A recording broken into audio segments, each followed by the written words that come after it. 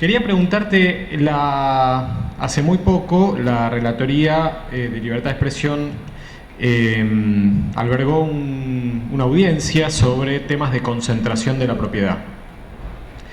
Este es un tema que, en mi interpretación, la Relatoría, a través de distintos relatores, a lo largo de los últimos 15 años, ha tenido, digamos, épocas de mayor interés y épocas de interés más atenuado sobre los temas de concentración. Y creo que, digamos, la concentración de la propiedad ya no es solo, obviamente, vos bien lo dijiste en tu intervención, la concentración de la propiedad de los medios tradicionales, sino cuáles son el resto de los actores que van configurando un sistema cada vez más conglomeral, ¿no? Y yo creo que sigue siendo el tema, es mi opinión, digamos, porque,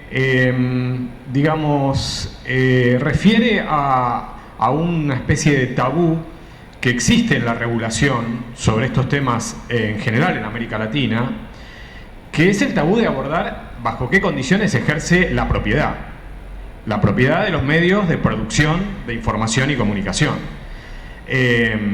Podemos dibujar esto con hermosas palabras sobre la democratización, etcétera, pero si no se aborda la propiedad, es decir, si armamos leyes que en definitiva no afectan la estructura de propiedad de los medios de producción de información y comunicación, podemos estar, digamos, más pintados de color blanco, más pintados de color negro, más ubicados a la derecha o a la izquierda del televisor, pero seguimos alimentando el tabú de hacernos los distraídos con uno de los temas principales, creo yo, de la estructuración de los sistemas de producción y circulación de información. En este sentido, perdón la digresión larga, o mi opinión larga, pero quería preguntarte cuáles son los próximos pasos. Ustedes hicieron una audiencia y qué viene próximamente, qué viene después, ¿no?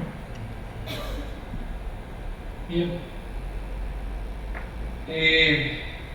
Bueno, no, gracias Martín por la pregunta.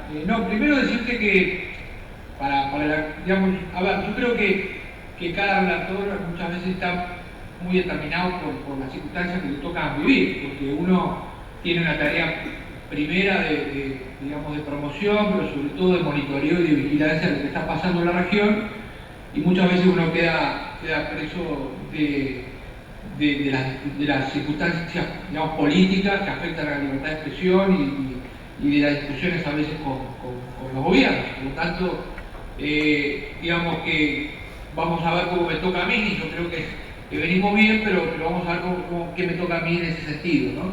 Digo esto porque yo creo que no estoy tan de acuerdo que haya sido un tema tabú para la relatoría y en general para los anteriores relatores, sino que muchas veces el tema se abordaba en algún informe temático y demás, y luego a la hora de lo discursivo el relator queda circunscrito, digamos, a la discusión regional y a lo simbólico que eso tiene. En mi caso, digamos, desde ya que no es un tema tabú, lo establecí y así lo planteé desde la primera entrevista de trabajo que tuve con la comisión, y de hecho, como bien decías, promovimos una primera audiencia sobre concentración de medios en el mes de marzo, y a partir de esa audiencia, que realmente fue interesante porque reunió una gran cantidad de organizaciones de la sociedad civil, pero también a empresarios de la comunicación, estaba una delegación nutrida de la Sociedad Interamericana de Prensa. A partir de ahí, de los resultados interesantes que surgieron de esa audiencia, la propia Comisión Interamericana de Derechos Humanos le pidió a la relatoría que trabajara un informe específico sobre los aspectos de libertad de expresión, diversidad, pluralismo y concentración. Por lo tanto, yo diría que es la primera vez que la relatoría va a tener la oportunidad de tener un informe específico sobre esos temas que vos planteás y que son realmente preocupantes, ¿no?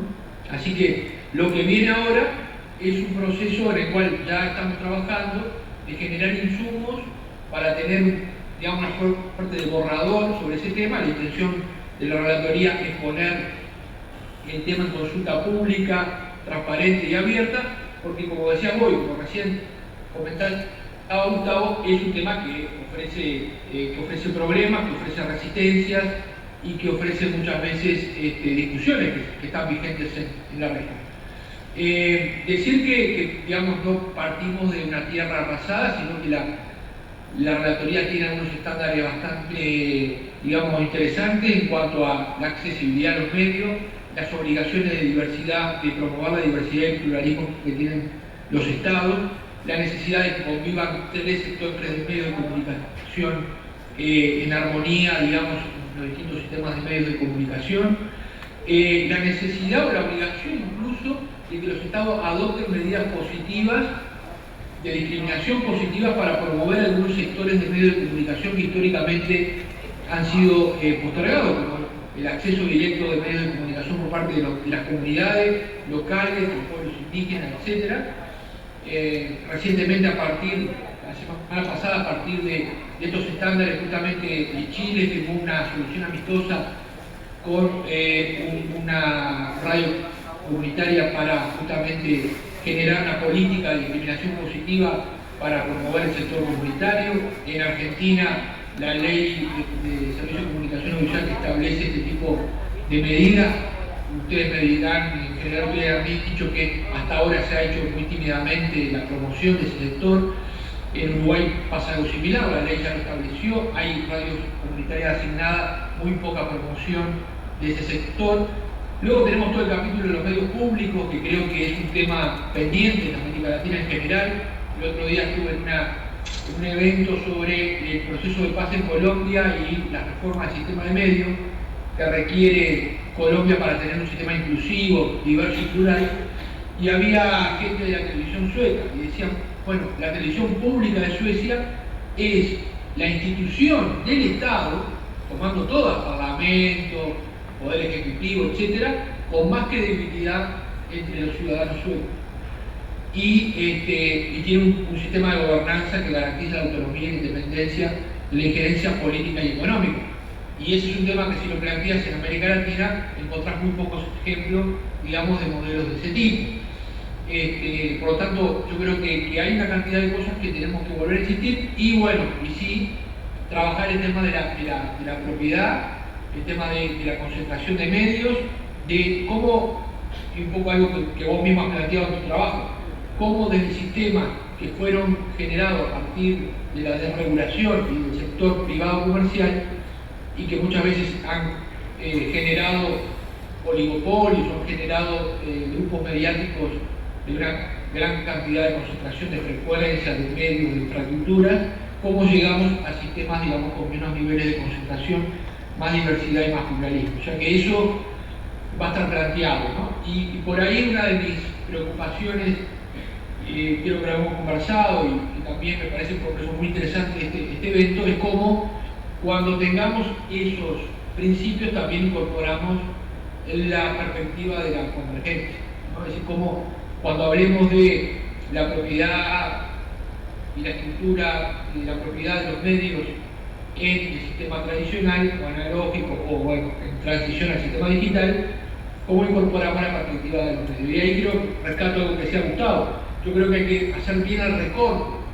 ¿Qué tipo de medios de comunicación o qué tipo de conglomerados van a requerir también algún tipo de regulación respecto a su propiedad y a la posibilidad de concentración, de pluralismo, etcétera, en el mundo, digamos, de la convergencia, ¿no?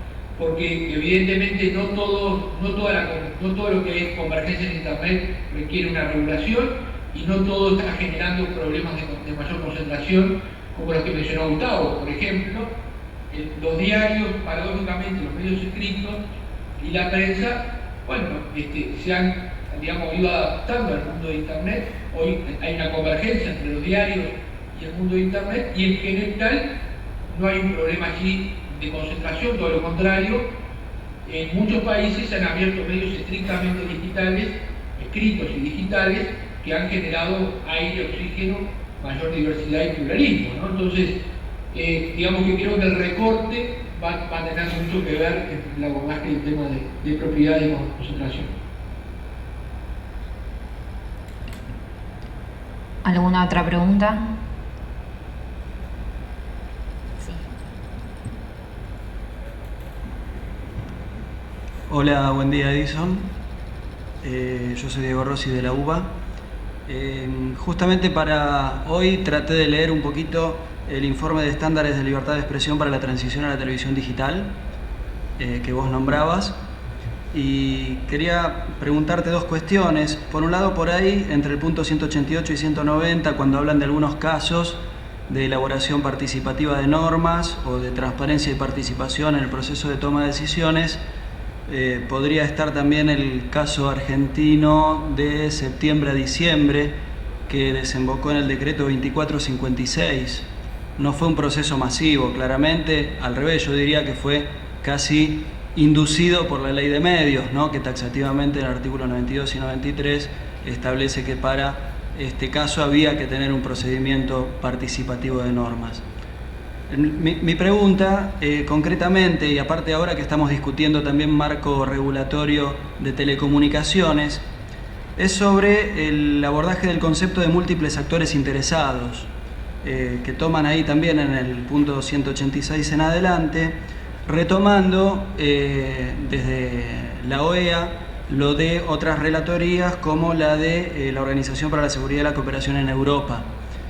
Y la pregunta sería, por ahí también citando a Gustavo Gómez, si en un contexto de América Latina, donde tenemos algunos países en situación de confrontación hegemónica, otros no, otros siguen más o menos el sistema tradicional, entre comillas, de negociación o de sentarse en la mesa a acordar, si más allá del documento hubo, tras bambalinas, o existe algún debate sobre el escenario que plantea el concepto de múltiples actores interesados, poniendo de alguna manera en similaridad de condiciones de posibilidad de expresar e incidir tanto a las esferas públicas como a las organizaciones sociales y a las empresas.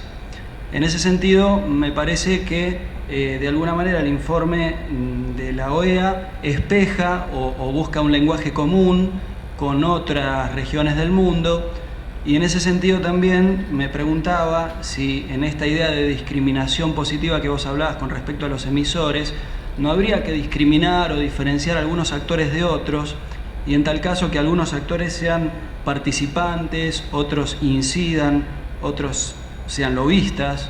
O sea, como si desde la terminología que usamos para abordar este problema de la participación no habría que diferenciar a los actores y sus acciones, digamos, ¿no? Porque, y esto para terminar, de alguna manera está siempre la alerta de que la legitimación de la decisión tiene que estar exenta de injerencias injustificadas, tanto de índole política como de índole comercial. Con lo cual yo lo que veo es que la operacionalización de estos múltiples actores están entre la participación y la injerencia injustificada. No sé si me explico. Buscar ahí un matiz, o si existe, o si están interesados en buscar un matiz sobre cómo es el proceso de toma de decisiones en relación con la situación institucional, política, social de distintos lugares, o si el lenguaje propio de estos documentos y de estas mesas lleva a acordar con la perspectiva global, diría yo, y que proviene del ámbito de la gobernanza de Internet y de la UIT, del multi-stakeholder. Sí, a ver, ¿me escuchan ahí? Sí, se escucha bien. No, digamos, sí, por lo menos de la interpretación que nosotros le damos desde la relatoría, y en mi caso personal, no viene con una carga ideológica, sino que me parece, y sobre todo aplicado al mundo de los medios de comunicación, digamos, tiene su origen en una realidad. En general, en América Latina, yo digo la casi totalidad de países han desarrollado sus regulaciones sobre medios de comunicación. Me refiero a la década de los 60, 70, 80, incluso 90, en total opacidad y en total, digamos, falta de transparencia, y en general en arreglos que muchas veces se hacían con los propios sistemas de medios de comunicación, los propios grupos, digamos, concentrados. Entonces, Por el contrario, nosotros le damos la interpretación de que un estándar y una obligación de los estados es que a la hora de generar nuevas regulaciones como las que se están discutiendo, abrir la cancha, digamos, a una mesa de diálogo amplia donde haya un equilibrio de actores y donde estén representados no solo, obviamente, gobiernos, sino también la academia, la sociedad civil, las organizaciones de medios comunitarios y bueno, también la industria, porque la industria en definitiva es un actor, como tú decís, relevante, que muchas veces está en situación polarizada con los gobiernos, etc., ¿no? La idea es que no sea esto un mecanismo de imposición. Ahora, una vez que haya mecanismos de diálogo, consulta y discusión, nosotros tenemos muy claro que le corresponde al Congreso justamente tomar las decisiones regulatorias a través de una ley. Eso está dicho desde el primer capítulo, que cualquier digamos, regulación que entrañe reflexiones o incida en libertad de expresión tiene que estar establecido por una ley y por lo tanto ahí digamos, la autoridad y quien tiene que tomar las decisiones de fondo es el Congreso y obviamente con la participación de los distintos actores de gobierno, ¿no? El Poder Ejecutivo, los organismos regulatorios, etc. O sea que esa es la realidad. La realidad también en la región marca que como decía Gustavo, es un tema que no está superado y que sigue siendo un tema tabú en muchos lugares. Ya no estoy hablando del Cono Sur, de Argentina, de Uruguay, donde este tema se ha abordado mal o bien, pero con distintos abordajes, pero se ha avanzado en una decisión, digamos, soberana de los Estados, sino que en muchos países todavía estamos ante sistemas donde hay niveles hasta intolerables, indebidos de concentración, y ni el gobierno ni el sector privado quieren, digamos, abrir un diálogo y una negociación o un mecanismo de consulta respecto a estas cuestiones. Por lo tanto, lo que digamos, hablamos y tratamos es de promover que cuando se empiecen a discutir y a adoptar este tipo de discusiones, haya mecanismos de consulta donde haya un equilibrio de actores y una participación a todos los actores interesados. Obviamente que esto muchas veces no resuelve las situaciones de polarización. Yo lo he dicho en más de un foro, no me parece bien ni correcto que los medios de comunicación privados deban convertirse en actores políticos muchas veces, sino que tienen que cumplir su rol, digamos, como actores, digamos, vinculados a la búsqueda y recepción de información y brindar información a los ciudadanos, pero no convertirse en actores políticos. Y estas cuestiones en América Latina notoriamente hacen muy complejas las discusiones y los debates, pero bueno, tampoco me parece, digamos, que la postura de llevar adelante una regulación, un cambio regulatorio, sin tener en cuenta las opiniones también de estos actores, tampoco me parece que sea conducente y que resuelva el tema de fondo. Y esto lo estamos viendo en países como, digamos, Ecuador, por ejemplo, donde un poco el sistema, digamos, adoptado para regular el sistema de medios ha sido, bueno, tomar las decisiones desde arriba y sin una participación amplia y un mecanismo de consulta y sobre todo de escuchar también y tener la participación también de los organismos internacionales de derechos humanos.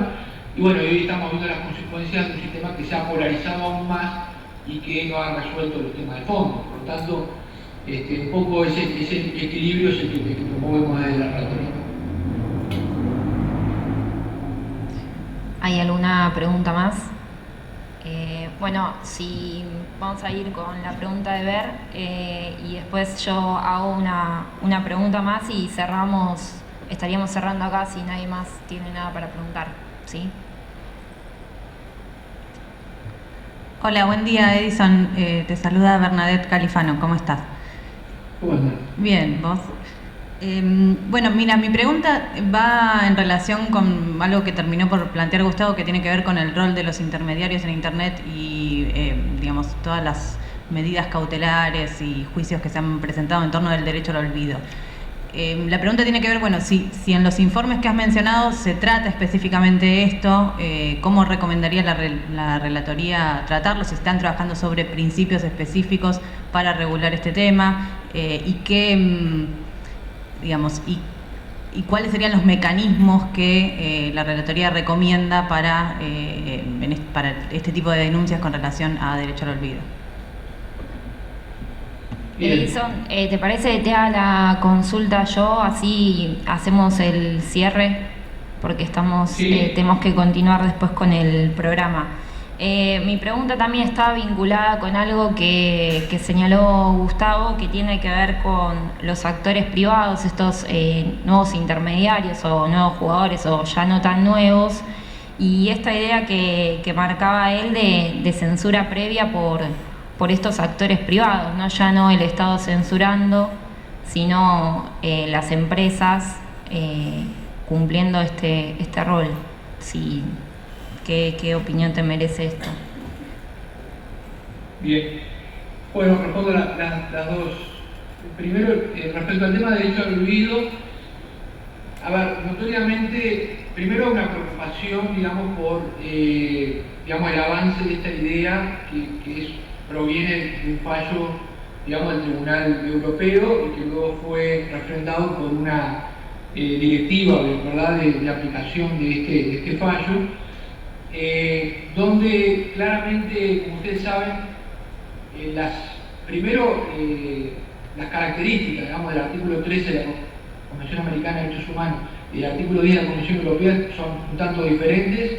Ya se ha dicho reiteradamente que el artículo 13 de la Convención Americana establece protecciones reforzadas y más robustas, incluso por diferencias históricas y que no vienen al caso ahora a analizar, pero tiene una protección reforzada de la libertad de expresión.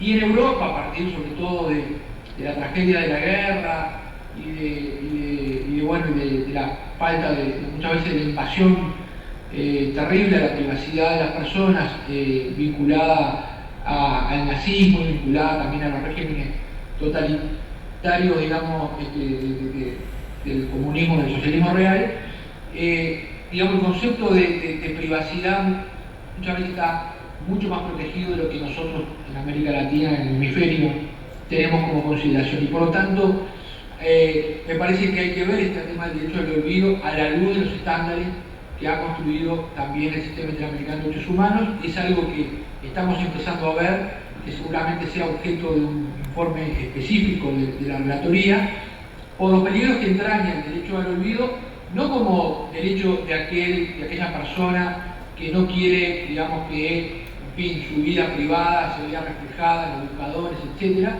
sino sobre todo por el impacto que puede tener en las personas que hacen uso del espacio público, que se postulan a cargos públicos, que son funcionarios públicos, que son dirigentes políticos, etcétera, y que, digamos, quisieran borrar o blanquear parte de su pasado para que no pueda, digamos, ejercerse debidamente el derecho a buscar, a investigar y a recibir información respecto a estas personas.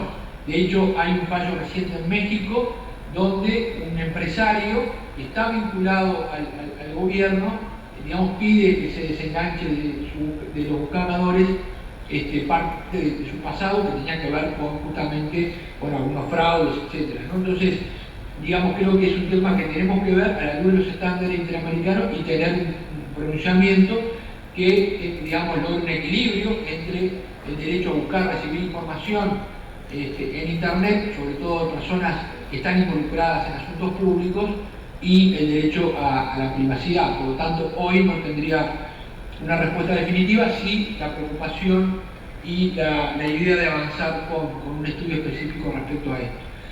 En cuanto a la responsabilidad de los buscadores, a ver, yo diría un matiz entre lo que serían los buscadores y los medios tradicionales. En general, los intermediarios de Internet son una gama importantísima de servicios que no tienen que ver solo con medios de comunicación, sino que muchas veces tienen que ver, obviamente, con redes sociales, con los buscadores, en fin, hasta los propios medios tradicionales tienen, digamos, servicios, digamos, de intermediación para digamos, poder acceder a información. Por lo tanto, creo que no asimilaría o haría una analogía entre medios de comunicación tradicionales y intermediarios en Internet. Lo segundo es que este informe que yo les mencionaba respecto a libertad de expresión en Internet que tiene la relatoría ya habla del papel de los intermediarios y en general establece que los intermediarios no deben ser responsabilizados por la información que circula a través de ellos, porque sería una forma de convertirlos justamente en censores y en quienes deban ser los árbitros de qué información debe circular y cuál no, o cuál información debe bajarse. Por lo tanto, ahí creo que hay otro estándar importante. Lo tercero es que cualquier obligación de bajar contenidos debe estar mediado por una intervención judicial y no debe quedarse o dejarse en manos de estos intermediarios. Así que ahí hay una primera aproximación. Lo segundo creo que tiene que ver con la preocupación. Gustavo nombraba el caso de Facebook firmando un acuerdo con muchos gobiernos para generar una especie de internet para los sectores o grupos vulnerados, donde en principio tendrían acceso a una cantidad limitada de opciones y de intermediarios, por supuesto lo que está Facebook.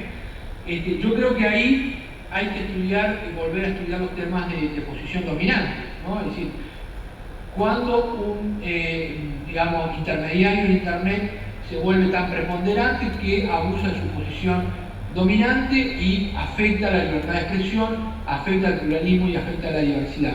Creo que ese es un tema que evidentemente hay que abordar y hay que digamos, tenerlo presente como una posibilidad que puede vulnerar el derecho a la libertad de expresión, y son temas que, bueno, que son emergentes y que también la relatoría está trabajando y está abordando. Queremos empezar a trabajar un informe sobre Internet y derechos humanos a partir de ahora de este segundo semestre, así que ahí pensamos, digamos, abordar y adelantar algunas de las respuestas a estas preguntas que todos tenemos, por supuesto, en estos temas.